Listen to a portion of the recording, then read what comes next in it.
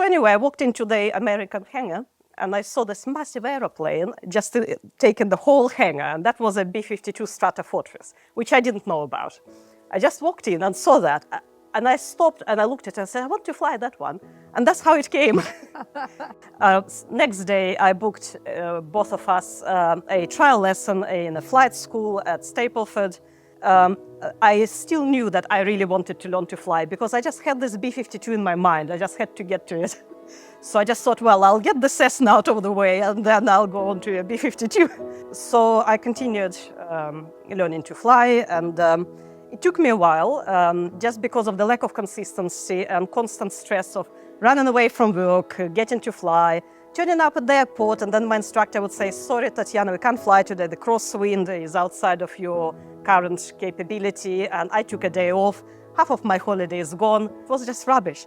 So it took about a year. And I remember when I passed the test really easily when I got to it. So I walked into the reception very proud with the examiner, who was also, he said, look, you passed with flying colors. And all the ladies in the reception went like this. They could not believe it because I was the longest coming student who was still a student. So I ended up getting a trophy from this flying school for the best student of the year because they thought I would never graduate, I think. I think that's why I got it.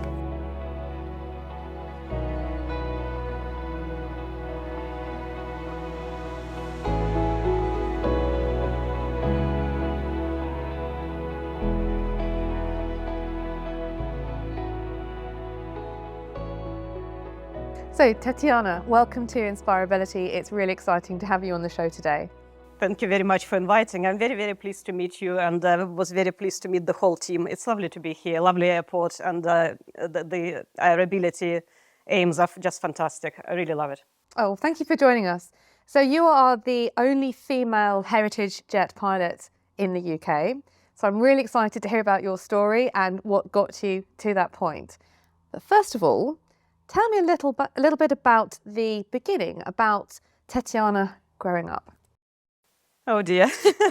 I think my parents were quite protective over me, and I wasn't allowed to cross the road myself. So, my parents really inspired me to study hard. So study was the main thing Tetyana ever did. So were they pilots as well, or interested in aviation? Not really. They're both quite mathematically capable. So my father is a physicist and has got head production company which made hard alloys and stuff like that. So he's a scientist. My mother is an economist, so really likes her accounts and maths and all of that. So yeah, a bit nerdy. So yeah, they really wanted me to study hard, and I didn't really do much else other than that. And I never knew what I wanted to be.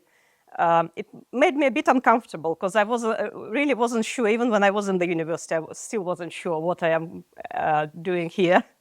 And I think, yeah, I saw a lot of people who knew exactly what they wanted to be doctors, teachers, pilots, etc.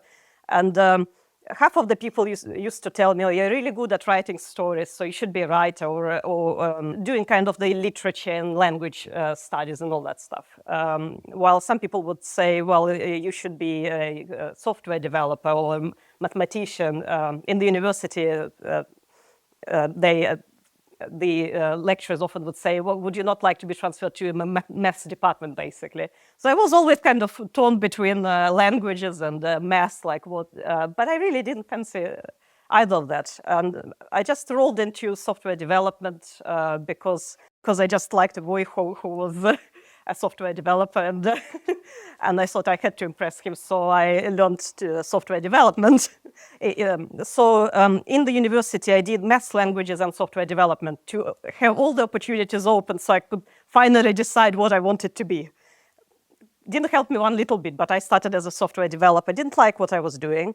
I ended up moving to the UK from Ukraine, so I grew up in Ukraine, and moved to the UK as a software developer to the other office of the multinational company I worked for, and ended up working for Apple here, which was like a dream job for a lot of people. It was fantastic. The offices, the people, and everything. The salary for what I was doing, it was quite good. But I just wasn't satisfied. I just didn't know what my purpose was. Wasn't very happy at all. Funny enough, in Ukraine, when I was at school, the school was based opposite the fighter pilot school. And before the Soviet Union disintegrated, there were lots of fighter airplanes flying over where I lived. By the time I graduated from school, Soviet Union fell apart, so there were no more airplanes. But there was one MiG on a big pedestal, and after I graduated from school, the graduation ball, everybody rocked up to the MiG, and there is a picture of me by the MiG. I had absolutely no feelings whatsoever. I didn't feel like, oh wow, MiG, or no feelings, none. So I had no idea that one day I would be so passionate about aviation. Absolutely no idea. I think everybody has got the right time in their life when you just have to grow to a point mentally, or I don't know, in some way as a person, I guess, to a point where you arrive at the time when it's right for you to know what you are here for and what you actually want to do. And that time comes to different people at different times. Some people know when they're born, and some people find out when they're elderly, I guess, and like me. So I found out what I really wanted to do when I was forced to come to Duxford Museum. I was married and I had a young child who was about 2 or 3. And my ex-husband brought me to Duxford Museum. Again, I didn't feel anything about aviation at the time. I was just unhappy about my main job, having to go to the office, sit there and press buttons. And I always felt like that makes no difference to anybody in the world whatsoever. You know, you just do that and nobody benefits from it, and then you don't really see difference that you're bringing to the world, basically. It's just a shielded office life, and I didn't like it. So anyway, I walked into the American hangar, and I saw this massive aeroplane just taking the whole hangar, and that was a B-52 Stratofortress, which I didn't know about. I just walked in and saw that, and I stopped and I looked at it and said, I want to fly that one. And that's how it came. It was so weird. The shape just appealed to me so much, I just couldn't walk away. I was like, I want to fly that one. So I walked a bit closer to it, and I read the little story about it. And it says, I required eight people crew or something like that. It didn't deter me one little bit. I thought, this is just perfect for me. So your story about getting into flying, we'll talk about that a bit later on because that's a really inspiring story in itself. Talking about your younger years, who were the main people in your life and the main role models? Did you have any role models? I didn't have role models. I had people who would inspire me. I was an easily inspired person. So I would see a movie, for example, about somebody who overcame odds and difficulties and achieved something. And I would go and be really inspired about it for a long time and really dream of doing something like that. And then I would see another movie or see another person and be really inspired again. And so I have this little world of mine where I kept thinking about inspirational people, but I didn't have one kind of role model. And of course, my parents inspired me quite a lot, particularly my father always used to say, if you really want to do something and you really want to achieve something, you can. And I said to him once, I remember when I was very, very young, I said, what, even if I want to fly, you're saying to me I could fly? And he would like, yep. I would say, how? That's just crazy. Humans can't fly. And he, yeah, but you would get a wing or something. I said, no, that doesn't count. I mean, fly as in like a bird. And he would say, it doesn't matter how you fly. If you want to fly, you would fly. That's the only aviation conversation I had kind of at that time. But he was really inspirational, and still is, in terms of always saying, if you really put your mind to something, you'll get it and you'll do it. And you will know what exactly you need if you follow your inner calling or whatever it's called. You just listen very carefully to what your heart is telling you and just follow that advice. And that inspired me. But I didn't have a role model as such, ever. And just thinking about that overcoming adversity, were there any times in your life growing up where you had any adversity that you had to overcome? Oh, definitely. Most of my life, I would say, was a bit of a struggle. I was bullied at school quite a lot, possibly because I was nerdy. I never went, because my health was very poor when I was very young, I was very sickly, so I couldn't go to any nursery. So I was home educated until school started. And when I came to school, I wasn't well socialized. So I didn't know how to play with other children. I was one of those kids who would see other children play, and I would come up to them and say, "Can I play with you, please?" And they would like, "No." Just because I was asking. I couldn't just come and join in like everybody else would by playing in the sandpit with everybody else, just by doing what everybody else is doing. I was just very awkward. I would just come up very in a weird way and then not know how to get into it. And I was like, well, I really want to do what you do, guys, but I couldn't really say it or get involved easily. So I would just say, can I play with you? No. See, what's really interesting actually hearing this story though, is that so many of the people that we're interviewing who are these incredibly inspiring people who've achieved incredible things are saying that, you know, they had experiences similar to that at school. You know, do you think there's anything about that experience that shaped you and shaped the way you responded to things or to life, or anything you learned from it at such a young age? From the experience of being bullied at school and not being able to play with other children, I learned a lot, actually. I learned that it's really important to get on with people and to be able to work in a team.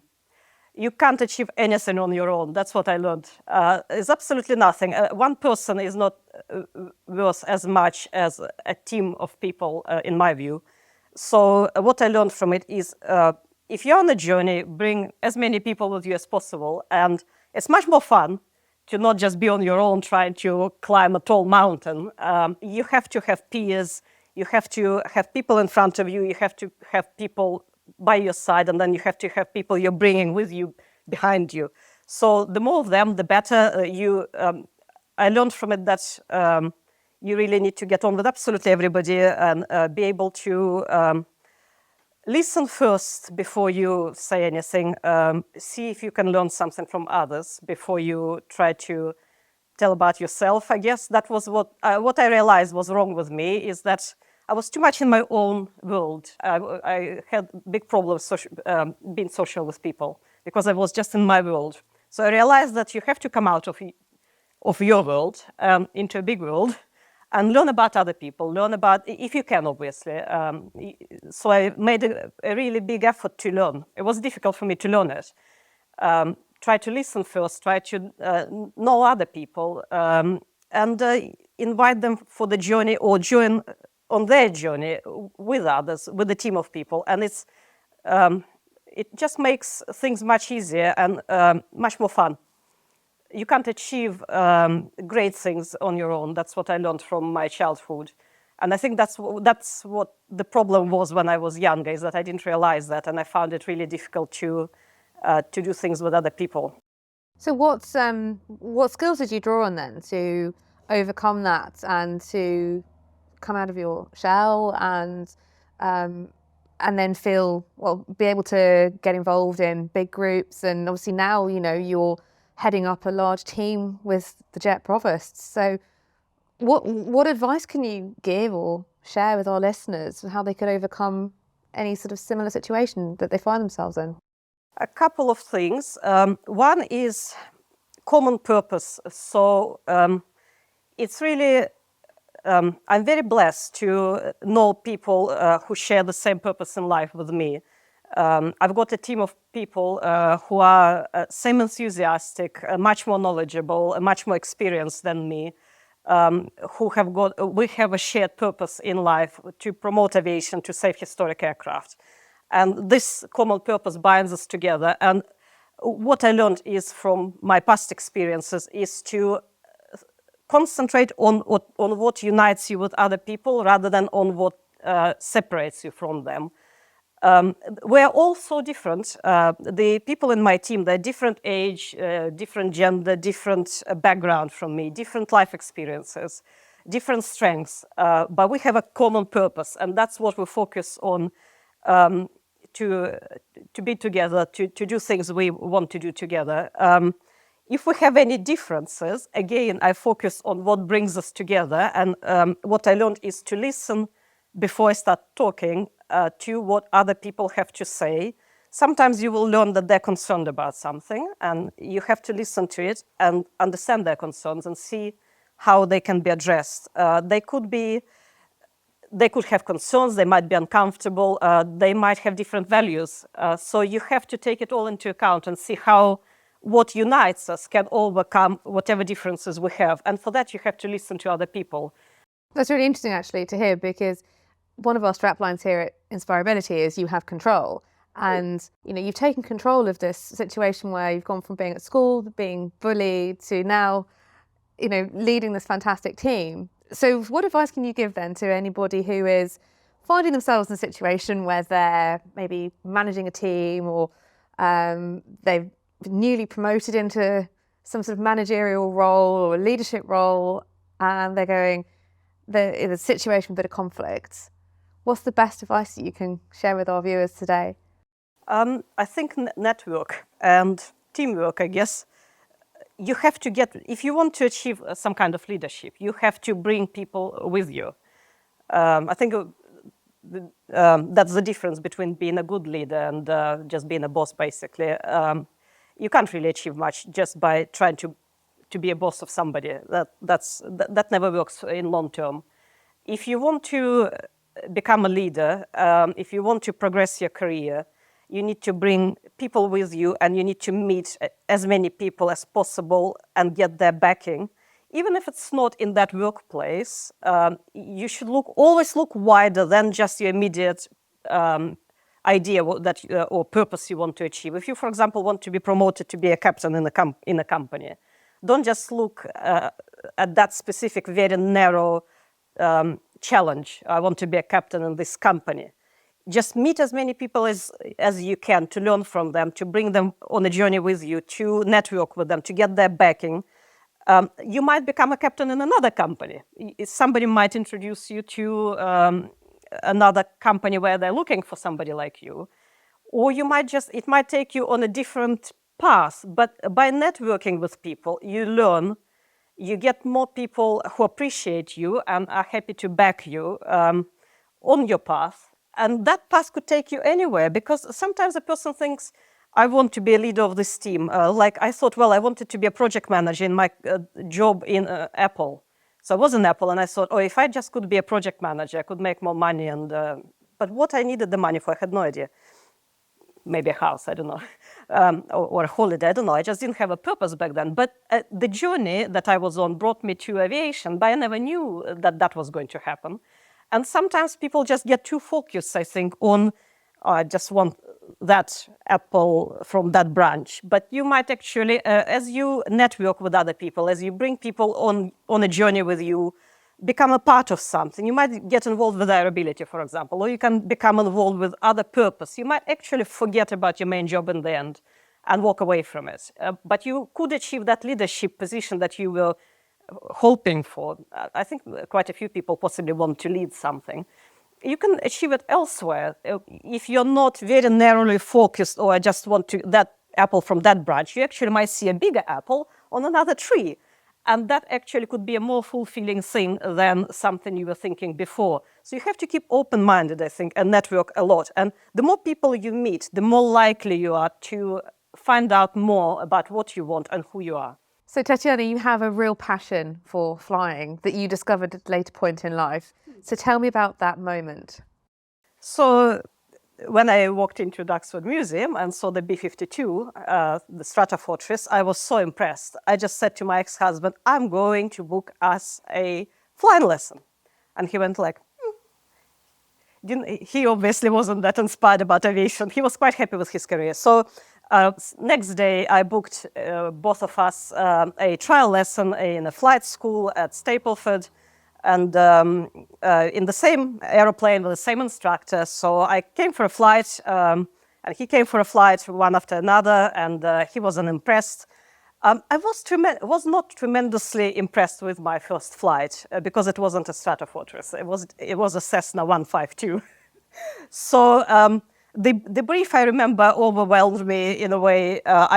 When you're briefed for safety brief, like if something happens, open this door here. I didn't remember half of that brief, although it was very simple. I was overwhelmed, but I wasn't super impressed. I still knew that I really wanted to learn to fly because I just had this B-52 in my mind. I just had to get to it. So I just thought, well, I'll get the Cessna out of the way and then I'll go on to a B-52.